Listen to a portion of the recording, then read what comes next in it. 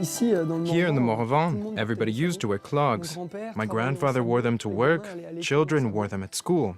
I think that's part of the reason why people buy them today. It's a lot of memories.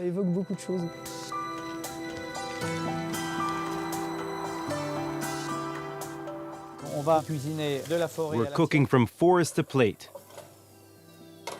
A very short cooking time that allows the mushrooms to keep all of their flavor.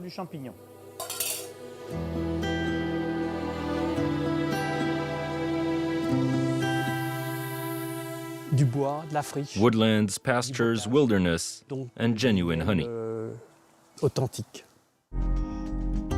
At the edge of Burgundy and the Morvans, rustic landscape forest stretches far as the eye can see. Here, the tree is king. In Morvan's last remaining clog factory, the story begins with a piece of birch. The Morvan is historically quite a poor region, and birch isn't a noble type of wood. It grows quite easily, so it's quite cheap. It's a resource that's easy to find and to procure. The Morvan's long tradition of wood craftsmanship lives on through these clogs. We always work with green wood. It's very important. Wood is more tender when it's green. It makes it easier on the machines and on the workers. And once it dries, it becomes very resistant. It's the ideal choice. Even though it was originally designed to work in the fields, the clog has many qualities and as many functions. Your feet don't get cold with clogs, because wood is an insulating material. You wear them and the inside is coated with rye straw.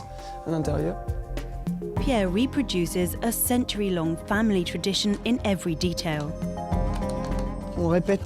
We repeat the same gestures as our grandfather. It's a real method, and we actually made clogs this way.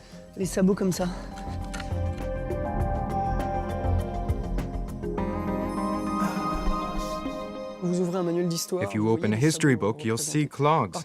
People started wearing them in the 12th century in France. And maybe there's something reassuring about them. When you wear them, you feel connected to the earth. The Morvan's natural reserve also contains many food-producing forests. Chef Salamola regularly picks up fresh mushrooms to use them in his menus. An old lady introduced me to the passion of mushroom picking over 40 years ago. I know around 50 types of mushrooms. They say from producer to restaurant, but here it's even from forest to plate. And there's so much diversity, between 80 and 120 species in this forest alone. Honey fungus and birch mushrooms, among the many species that Francis incorporates in his cuisine. The recipes are simple. Here we could do a little mushroom cocktail for starters, or serve it up with some snails. We could make trout with mushroom stuffing, even duck with red wine and mushrooms, to make it a 100% mushroom menu. In the village of Carré-les-Tombes, Francis invites us to his inn to partake in a homemade mushroom-based recipe. We're going to let the water evaporate a bit and add some salt and pepper.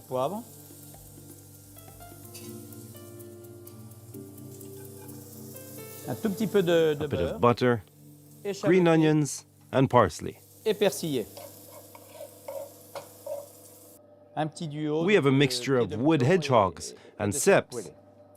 There are so many different trees in the Morvan, such a variety of aromas that allow us to discover dozens of types of mushrooms. I would say all of our dishes are cooked with products that come directly from the earth. Honey, the Morvan's other treasure.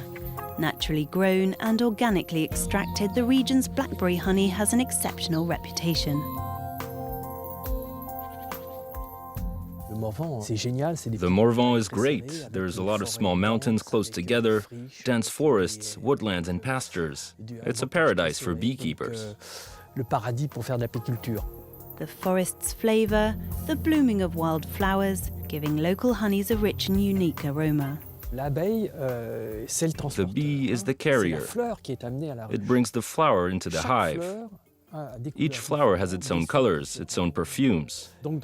So in the Morvan we can make honey from blackberries and wildflowers. Or we can make it from the trees, chestnut trees, and pine trees, of course. The Morvan's history is one of a unique connection between men and their trees. It's the most beautiful country in the world.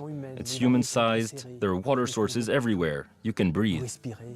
The forest, the cuisine, the dishes, we all complement each other. And when I cook, I let nature do the talking. It's about the love that we have for the land, for the forest, and about creating something meaningful with your own hands, something that remains part of our daily lives.